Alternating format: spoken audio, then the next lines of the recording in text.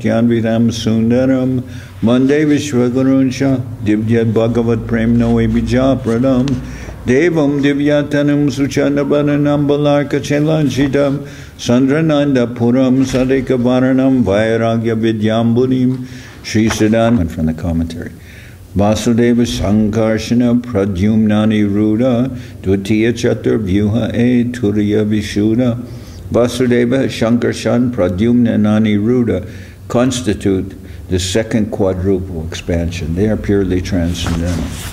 And here in the commentary, let's see what ensues. It says, in commenting on this 42nd verse of the Vedanta Sutra, Sripad Shankaracharya has claimed that Shankarshan is Jiva, the ordinary living entity, but there is no evidence in any Vedic scripture that devotees to the Lord have ever said that Shankarshan is an ordinary living entity. He is an infallible plenary expansion of the Supreme Lord in the Vishnu category and is beyond the creation of material nature. He is the original source of the living entities. The Upanishads declare Nityo Nityanam Chaitanas Chaitananam. He is the supreme living entity among all the living entities. Therefore, he is Vibhu Chaitanya, the greatest. He is directly the cause of the cosmic manifestation and the infinitesimal living beings. He is the infinite living entity, and ordinary living entities are infinitesimal. Therefore, he is never to be considered an ordinary living being, for that would be against the conclusion of the authorized scriptures. The living entities are also beyond the limitations of birth and death. This is the version of the Vedas and is accepted by those who follow scriptural injunctions and who have actually descended in the disciplic succession. In answer to Shankaracharya's commentary on the 43rd verse, it must be said that the original Vishnu of all the Vishnu categories, which are distributed in several ways, is Mula Shankarshan. Mula means the original. Shankarshan is also Vishnu, but from him all other Vishnus expand. This is confirmed in the Brahma Samhita, wherein it is said that just as a flame transferred from another flame, go ahead. Janardan Maharaj.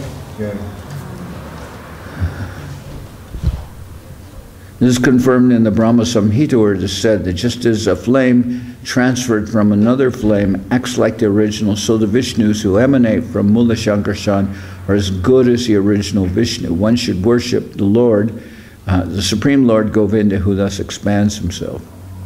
In reply to the, well, goes on, but it's just, I thought it was, it goes on for several pages, but considering all these points, then there's a summary. One should understand that Shankaracharya's statement that Shankarshan is born as a jiva is completely against the Vedic statements. His assertions are completely refuted by the above arguments, which I skipped. So, you know. In this connection, the commentary of Sripad, of Sridhar Swami on Srimad Bhagavatam is very helpful. For a detailed visit in the Vaikuntha planets of the spiritual sky. Therefore, the quadruple forms in the spiritual sky are the second manifestation of the original quadruple in Dwarka. As explained above, Vasudeva, Shankarshan, Pradyumna, and Aniruddha are all changeless, transcendental plenary expansions of the Supreme Lord who have no relation to the material modes. The Shankarshan form in the second quadruple is not only a representation of Balaram, but also the original cause of the causal ocean, where Kananadaksha Vishnu lies asleep, breathing out the seeds of innumerable universes. In the spiritual sky, there is a spiritual creative energy technically called Shuddha Sattva, which is a pure spiritual energy that sustains all the Vaikuntha planets with the full opulence of knowledge, wealth, prowess, etc. All these actions of Shuddha Sattva display the potencies of Mahashankarshan, who is the ultimate reservoir of all individual living entities who are suffering in the material world.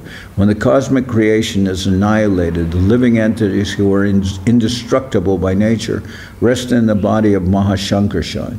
Shankarshan is therefore sometimes called the total jiva, As spiritual sparks, the living entities have the tendency to be inactive in the association of material energy, just as sparks of a fire have the tendency to be extinguished as soon as they leave the fire. The spiritual nature of the living being can be rekindled, however, in association with the Supreme Being. Because the living being can appear either in matter or spirit, the jiva is called the marginal potency. Shankarshan is the origin of the Karana Vishnu, who is the original form, who creates the universes, and that Shankarshan is but a primary expansion of Sri Nityananda, of Sattva Gun, of the mode of goodness. So, you can already see that the commentaries, in the commentaries of the Mayavadis, they also at one point tried to establish that Vedavyas is mistaken, that Vedavyas contends that, that is regarding the transformation of energy. That Vedavyas is saying if energy can be changed, then that would mean that Brahma is not immutable. And this argument is very both tedious and very not very well established, because we can see that energies are multiple, and one energy can maintain many different there can be many adaptations of one energy. Like electrical energy, there can be energy used for cooling, heating, all forms of application. So it said, as the Lord has the energies of that He has the energy of the internal Ch.ch Adi, the internal spiritual energy. He has the external energy, which is also His own energy. He can utilize His energies in multiple ways. So we speak of and then of course the jivas who are in the position of the Tatastha Shakti. But we speak of the Lord in terms of His Shakti, and we speak of Shakti and Shaktiman. The Lord is accompanied by His Shakti. And that's who we're worshiping, Radha Krishna. And Srila Saraswati Thakur said of Srimati Radharani, he said, which I thought was interesting, that in Bengal there are many worshippers of Shakti. They worship Durga, they worship Ma Kali. So they're known as Shaktas. And Srila Saraswati Thakur says that the Vaishnavas, they're Shuddha Shaktas. They're worshippers of Shuddha Shakti, which is Srimati Radharani. They're worshippers of the spiritual energy. They're not worshippers of the material energy. Although we recognize, that there's always the energetic and the energy. But to say the Vedavyas, to say at any point the Vedavyas is mistaken, is to just like disqualify oneself. Because then why are you commenting at all on the Vedic scriptures if you think that the origin of the Vedic scriptures is fallible and that he can make a mistake? Then you can say that at any given point. Therefore, we reject your contention that that when the Lord says that He's the source of the Vedas, He's the knower of the Vedas, and by the Vedas He's all that is to be known, that you're rejecting that there is anything divine about the Vedas, that they're just some creation of a fallible human being. Find that contention to be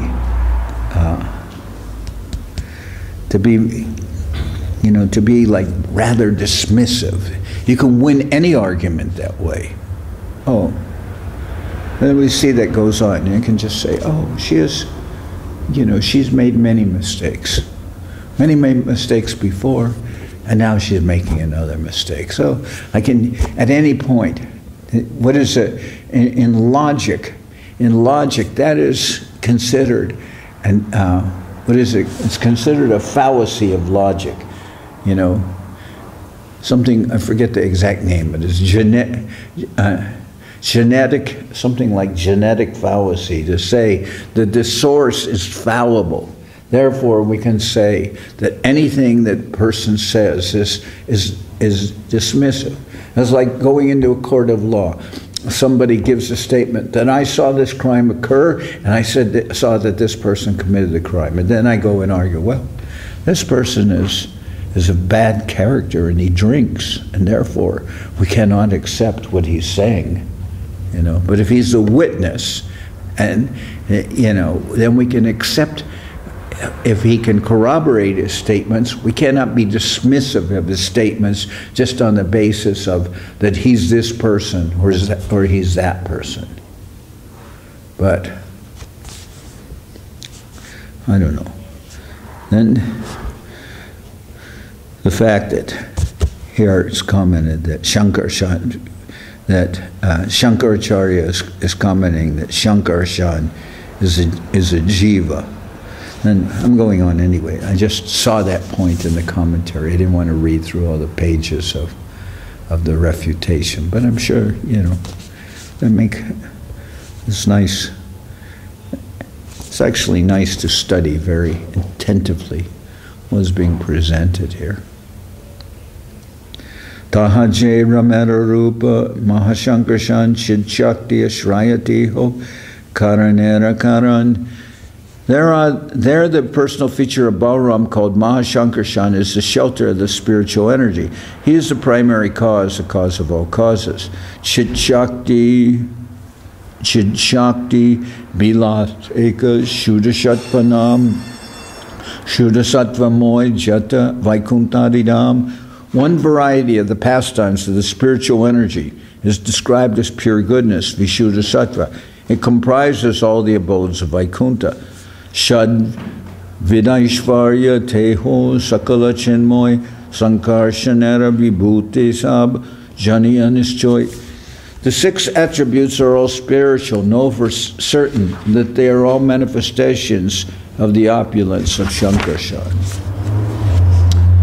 Jivanama Tatasta Shakya Eka Shakti Hoy Ma Shankarshan Sab Jivera Ashroy.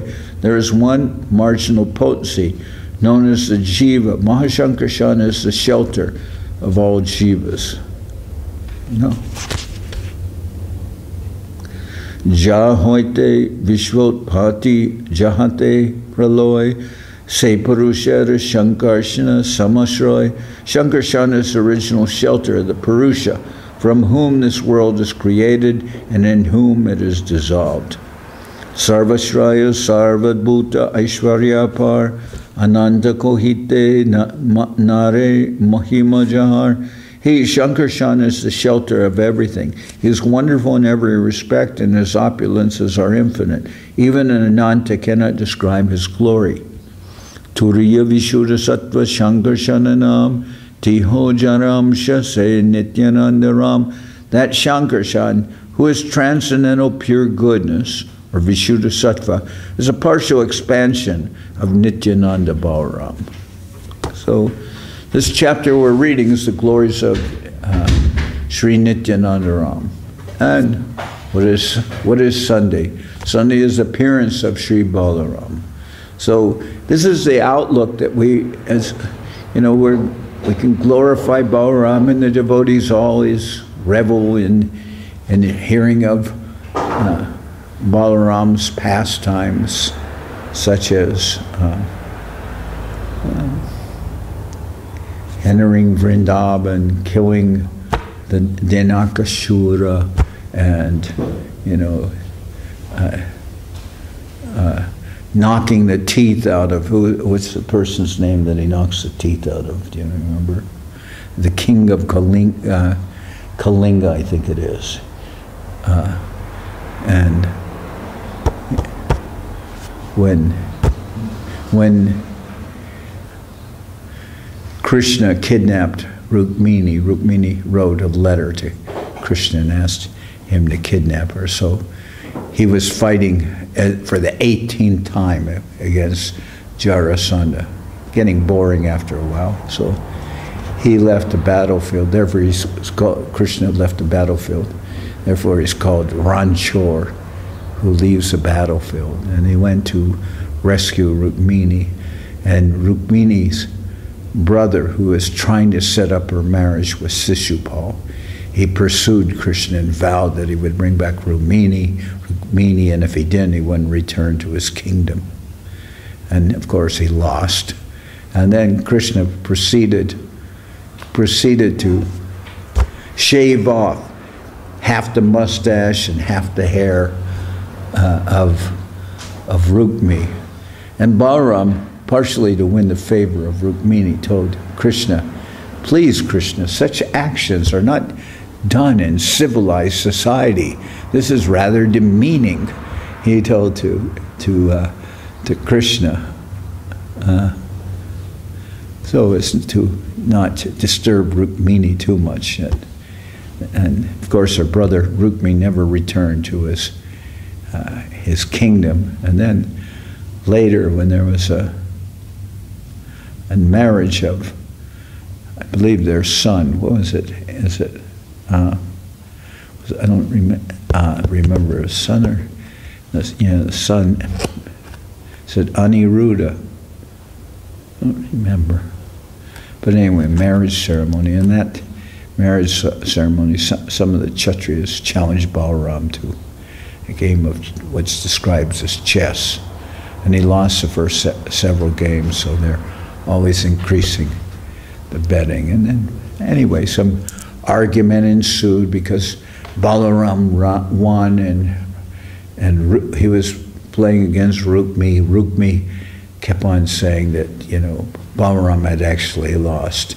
And then some divine voice spoke and said, "Balaram's being defamed, he's the actual winner." We don't know where that divine voice came from. But then finally,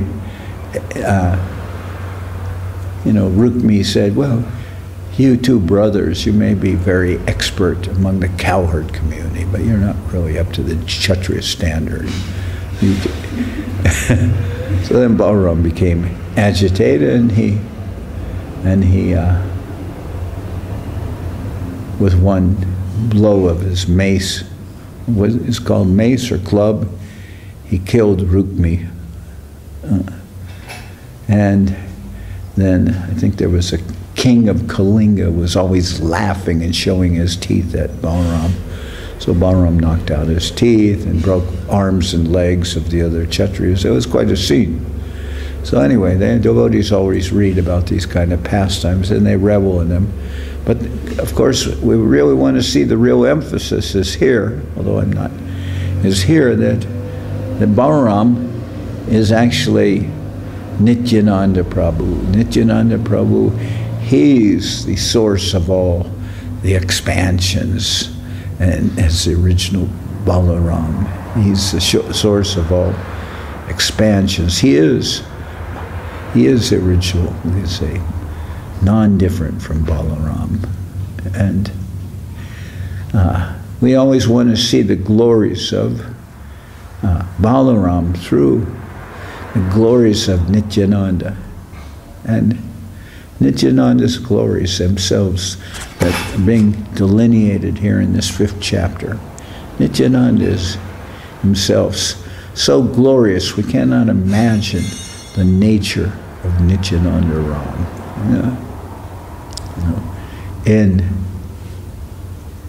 In Mahaprabhu's divine Leela,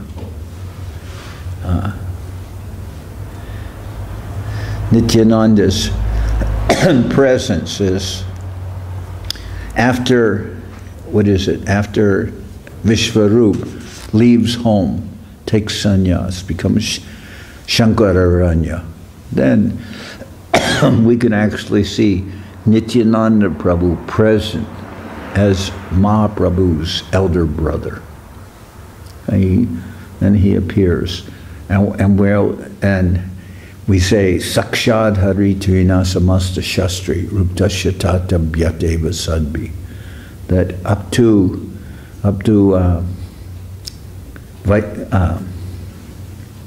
Vatsalya, up to Vatsalya Ras, Nityananda Prabhu, he is our guru. He's Sakshad Hari. Nityananda or Balaram, he's our guru. Then if we consider then Madhurya Ras, then we see Srimati Radharani as our guru. And there, a commentary of Srila Bhakti Siddhanta Saraswati Thakur, he comments in that way. He says that if I look at, in a very focused way, then I can see that my guru is present there as Guna Manjari, as Gorkishore Das Babaji. But if I look more in the more, I'll say it in my words, a more panoramic vision, all-inclusive, then I'll see that my guru is Srimati Radharani, the possessor of all the 8 attributes of the divine heroine. And he says that personality is Bhakti Vinod Thakur. But he's talking that, and then there's one book that says, who wrote that book? He calls him Baba, but I call him Radha. There's an article published in the Gaudiya, Baba Vadha, Radha, Sundarananda Vivinod, according to Prabhupada's direction. Yeah, he was good in his early days, but he establishes that certain personalities close to Bhakti Vinod would call him father. I mean, to call him father, meaning his son. But he calls him father. But Srila Saraswati Thakur saw him as Radha, Srimati Radharani.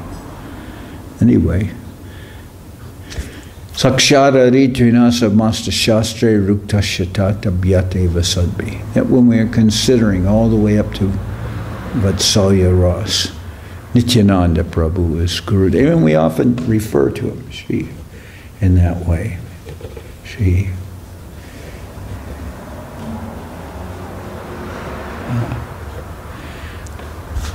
And then Kintu Prabhorya Priye Vatasya Bande Guroshi Chanarnaravind. When we,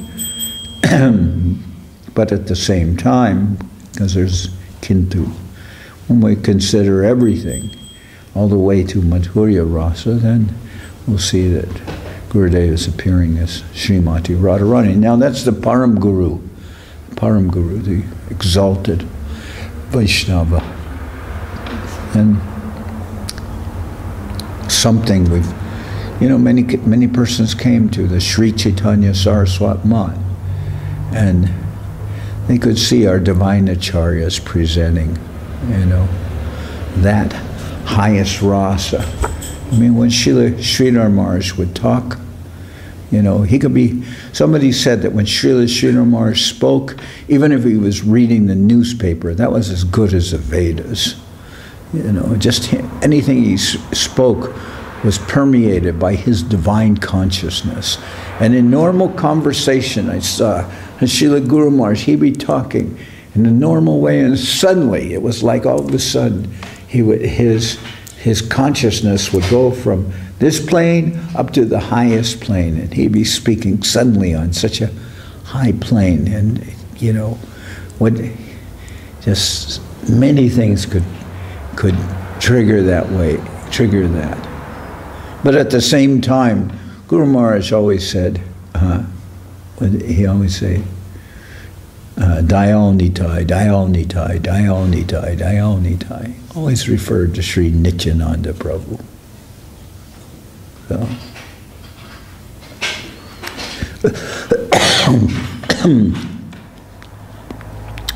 Turiya Vishuddha Sattva Shankarshananam Tihojara Amshase Nityananda Ram. That Shankarshan, who is transcendental pure goodness, is a partial expansion of Nityananda Balaram. Ashtama Shloker Hoila Sankape Vivaran Nabama Shloker Artha Shunadiyaman. I have briefly explained the 8th verse. Now please listen with attention as I explain the 9th verse.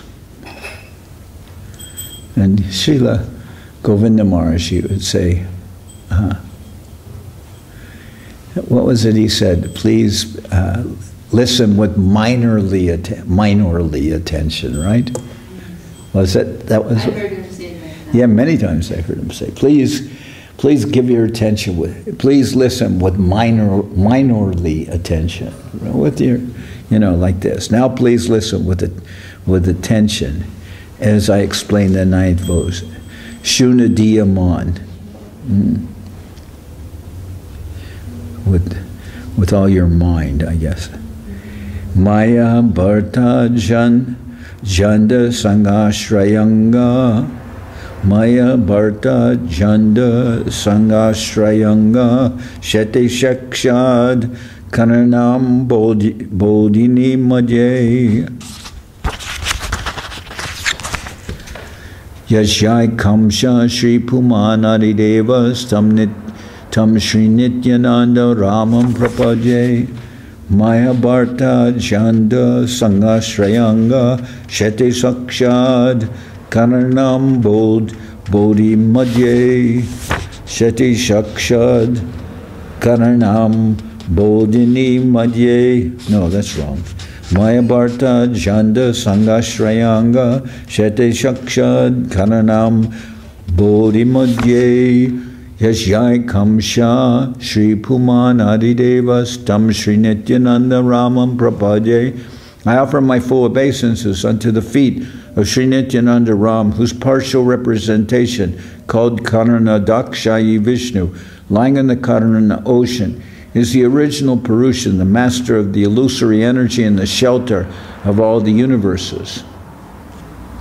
Vaikunta Bahire Jai Jyotir Moidam Tahara Bahire Karanarnabanam. Outside the Vaikuntha planets is the impersonal Brahman effulgence, and beyond that effulgence is the Karana ocean or causal ocean.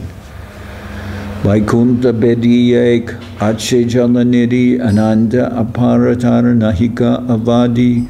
Surrounding Vaikuntha is a mass of water that is endless, unfathomed, and unlimited. Vaikuntera Prithvi Adi Sakala Chinmoy Maika Bhutera Tati Janmanahi Hoy. The earth, water, fire, air, and ether of Vaikuntha are all spiritual. Material elements are not found there.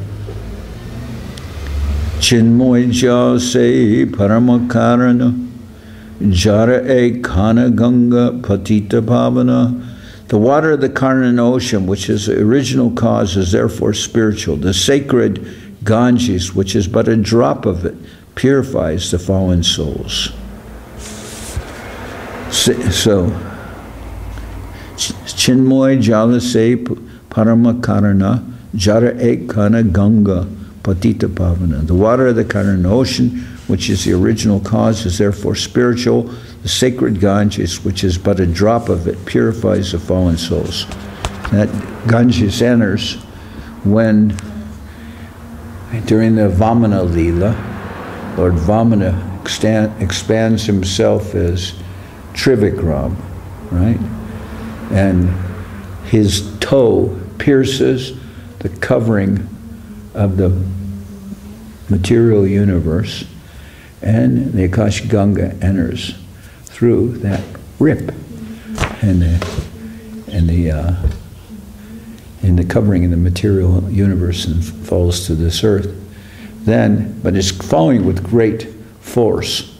So Lord Shiva catches that Ganga on his hair, on his head. So sometimes one of the Guru Maharaj's arguments very, based on logic and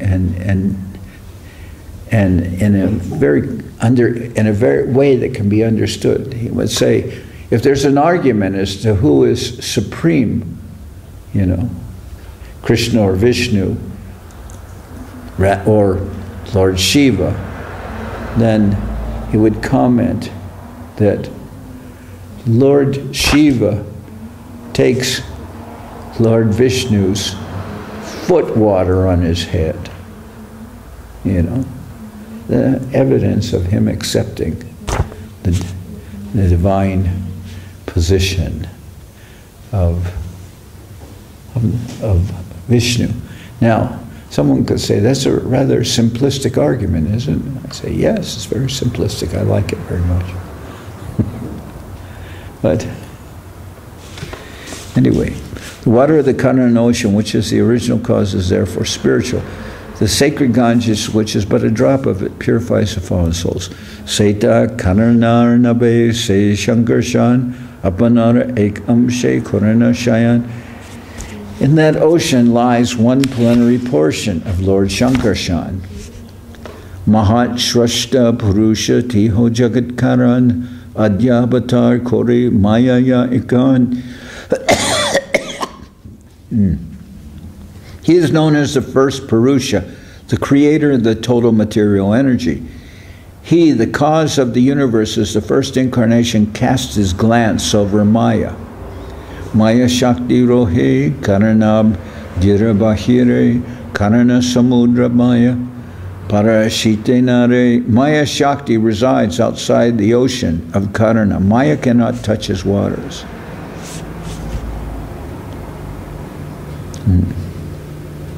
So what's the name? Well, you tell us, what is the name of the Lord's glance at the material energy? You mean Sadashiva? Is that what Huh? you're referring to, Sadashiva? Yeah. Shambhu, Sadashiva. The Lord's glance comes out, but he doesn't directly touch Maya. And then in Brahma Samhita it's described that glance is Shiva. What is it? Taulingam Bhagavan Shambhu, right? Yes. Lord Shiva.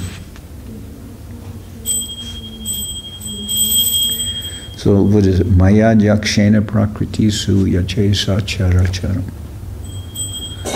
Maya Yakshena. Seta Mayara Dui Vida Abastiti Jagatera Upadana Pradana Prakriti. Maya has two varieties of existence. One is called Pradhan or Prakriti. It supplies the ingredients of the material world. Jagat Karana Nare Prakriti Jadarup Shakti Sancharya Tare Krishna Kore Kripa. So, Maya has two varieties of existence. One is called Pradhan or Prakriti. It supplies the ingredients of the material world. It supplies Amazon.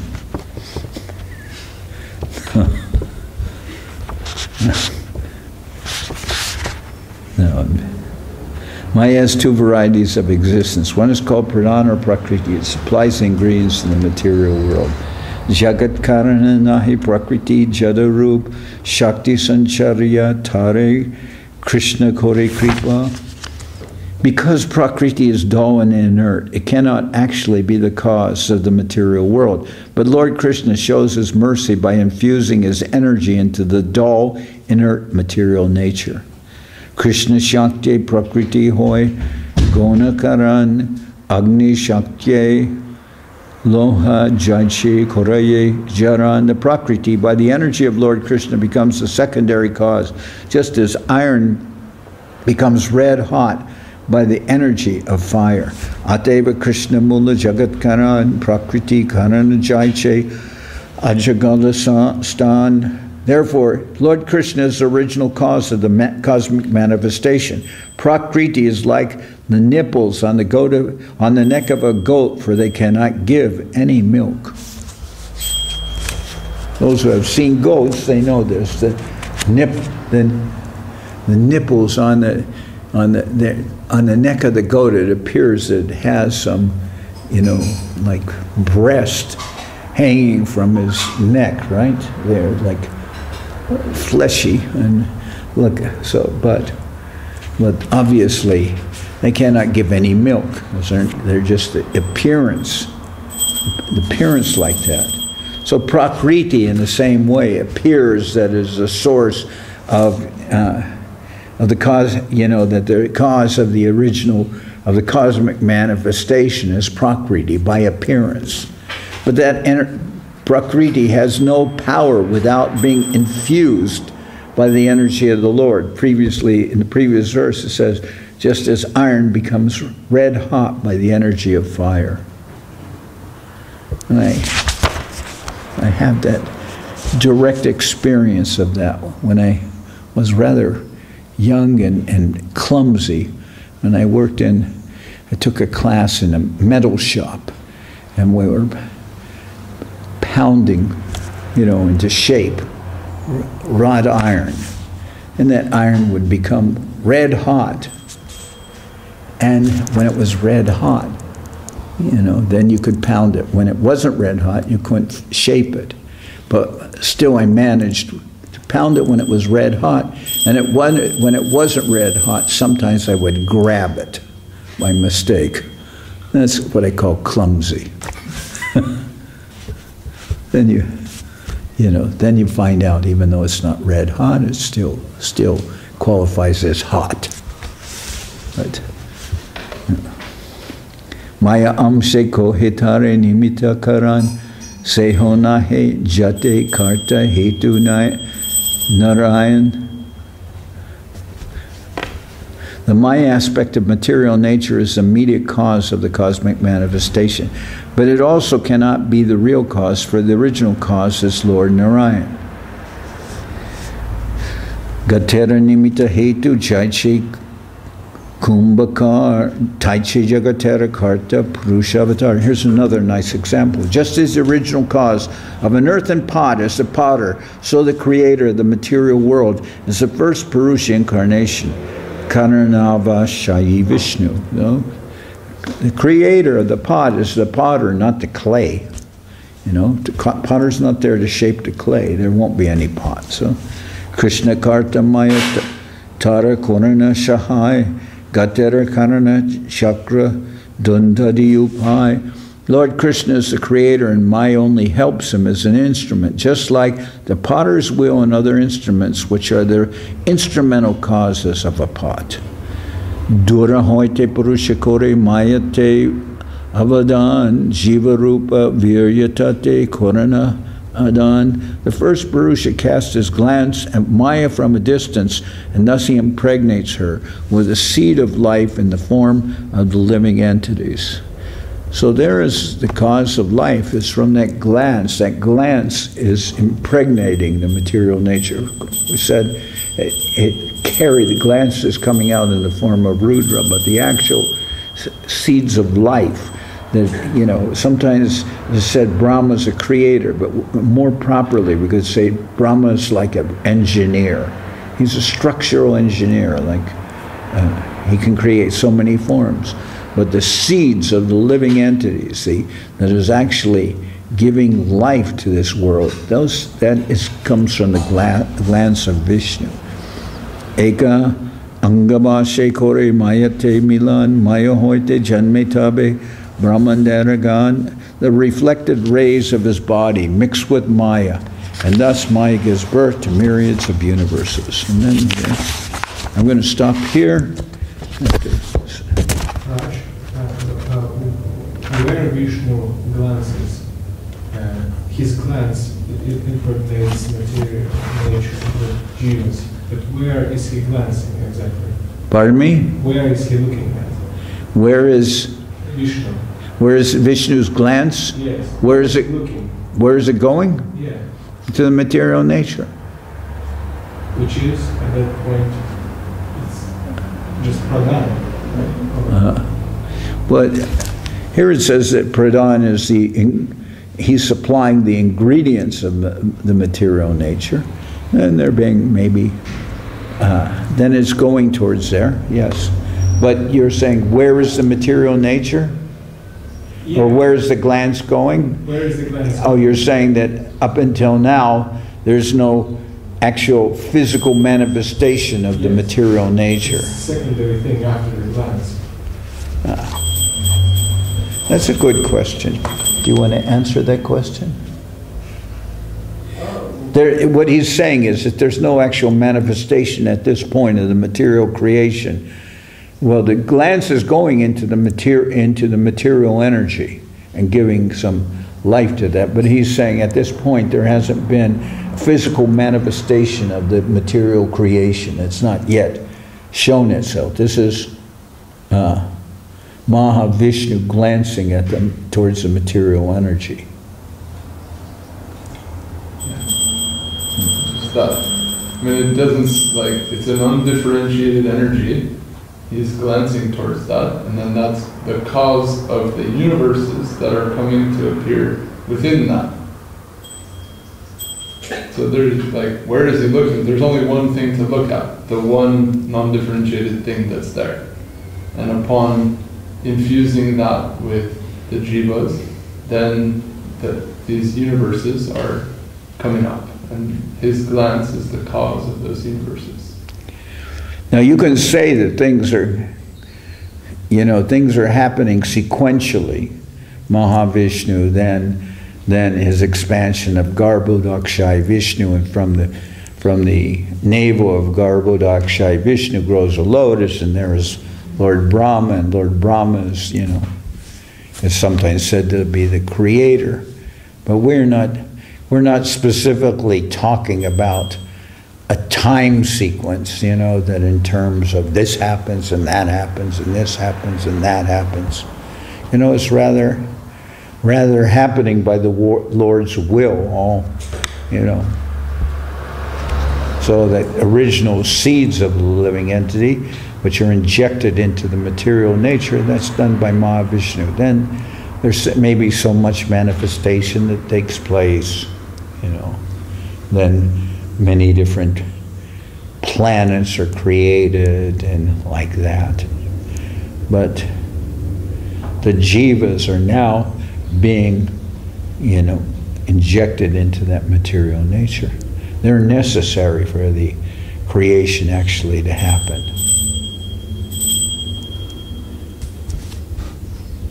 I don't know if that answers your question.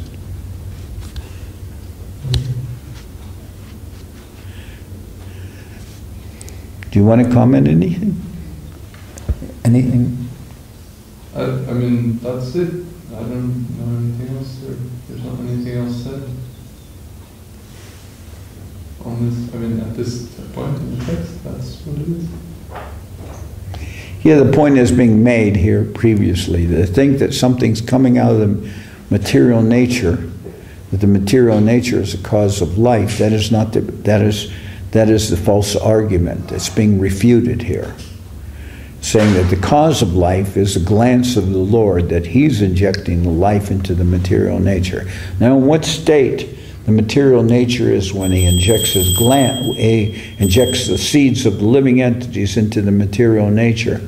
Well, everything is already being set in motion by His glance, by, the manifestation of so many innumerable universes. Everything is already going on. So, how, in terms of an outline, how it takes place, maybe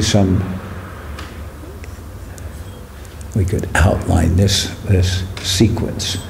But seeds of the living entities, really, that's what's happening.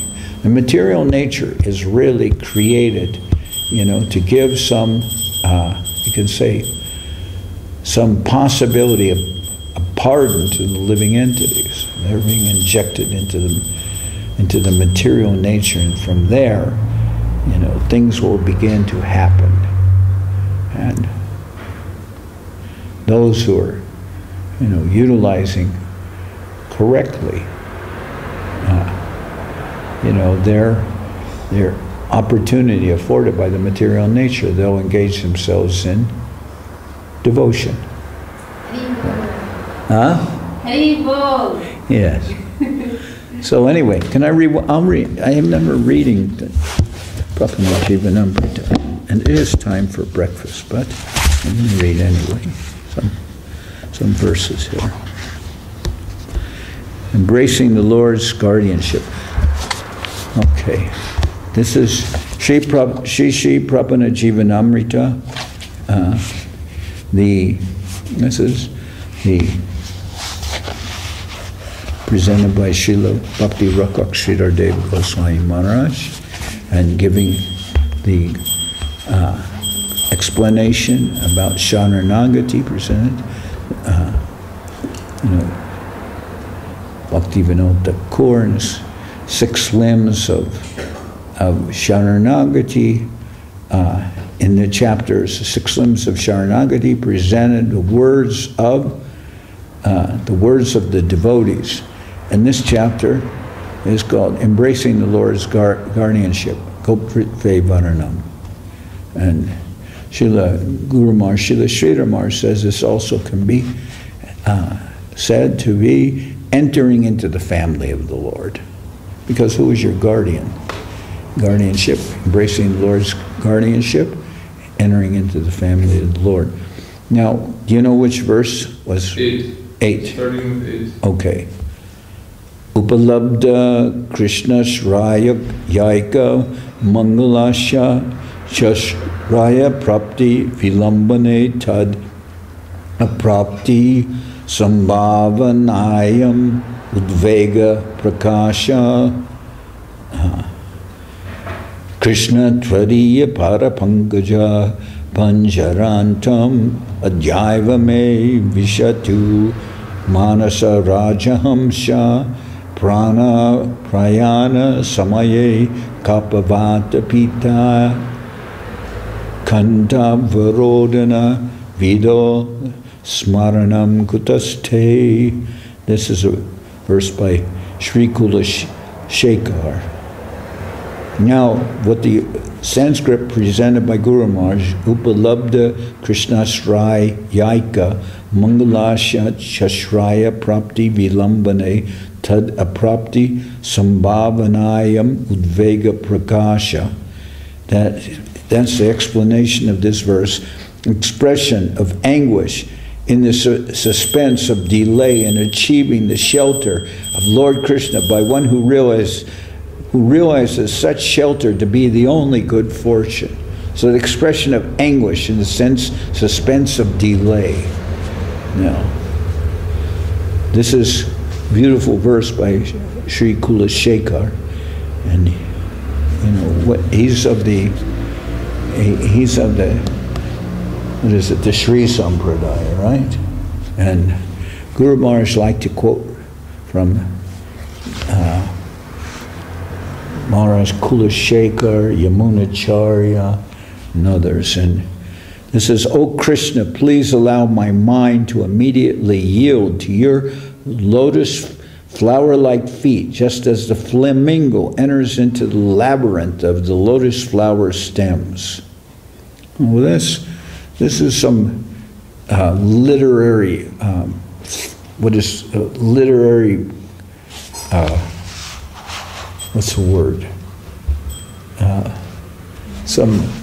Stretching the point a little bit to call the hamsa a flamingo. It says. Sanskrit is hamsa. Huh? The Sanskrit is hamsa. Krishna Tvadiya Parapankajam Pancharantam Adyaiva Me Vishatum Manasa Rajahamsa. Not flamingo, Rajahamsa. So, but the author has taken some literary, what's the word? Literary license to use the word flamingo instead of Rajahamsa, swan. Well, we've always heard this verse in terms of swans. But is that not so? Oh Krishna, please allow my mind to immediately yield to your lotus flower-like feet, just as a swan enters into the labyrinth of the lotus flower stems. When at the moment of my last breath, my throat becomes constricted by the action of the bodily humors, air, bile, and phlegm, how will I be able to remember you? So one can experience this. I can experience this that sometimes one is speaking, and then all of a sudden one can't speak because one's throat becomes choked up by phlegm, by mucus, you know. So Kulashekar, Maharaj Kulashekar is saying that, please Krishna, allow me to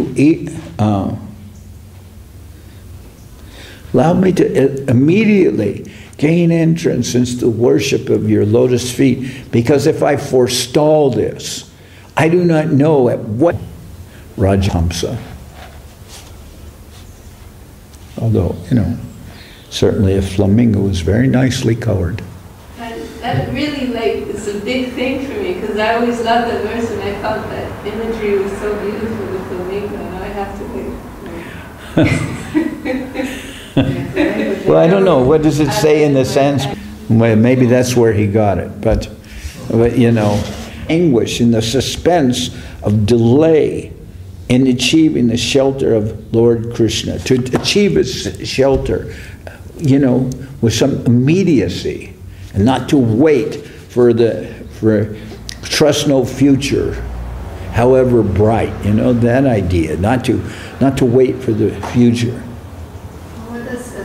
Our bird has to do with that in mind, like the what? It's saying how like the bird may get tangled in the stems and flowers, so that our minds be like that much. No, I don't know that he's saying that. He's saying that the immediacy is that the Rajhamsa, the swan, can penetrate, you know, the lotus, like the labyrinth of lotus flowers. You know, he can. I mean, this Rajhamsa eats lotuses, so it's like.